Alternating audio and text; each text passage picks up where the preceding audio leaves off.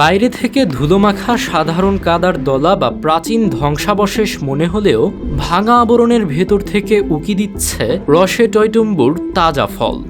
দামি ফ্রিজ বা আধুনিক কোল্ড স্টোরেজ ছাড়াও বিদ্যুৎবিহীন উপায়ে মাসের পর মাস সতেজতা অবিকল রাখার এক প্রাচীন ও নিখুঁত বিজ্ঞান এটি। আফগানিস্তানের গ্রামীণ এই পদ্ধতির নাম কাঙ্গিনা। এঁটেল মাটি, গমের খড় ও পানির মিশ্রণে তৈরি পাত্রগুলো ভেতরে এক স্থিতিশীল পরিবেশ তৈরি করে। এর আসল রহস্য মাটির শ্বাস নেওয়ার ক্ষমতা, যা বাড়তি আর্দ্রতা শুষে নেয় কিন্তু ভেতরের ফলকে শুকিয়ে যেতে দেয় না। সম্পূর্ণ দাগহীন 1 থেকে 2 কেজি শক্ত চামড়ার তাইফি আঙুর দুটি মাটির বাটির মাঝে রেখে ভেজা কাদা দিয়ে বাতাস ঢোকার পথ পুরোপুরি সিল করা হয়। রোদ থেকে দূরে মাটির নিচের ঠান্ডা জায়গায় রাখলে পুরো 6 মাস আঙুর থাকে গাছ থেকে সদ্য পাড়া ফলের মতোই সতেজ।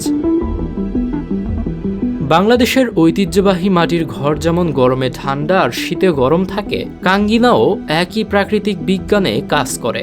গ্রীষ্মের সস্তা আঙুর জমিয়ে শীতে 100 থেকে 200 আফগানিতে বিক্রি করা হয়, যা বাংলাদেশি মুদ্রায় প্রায় 195 থেকে 390 টাকার সমান।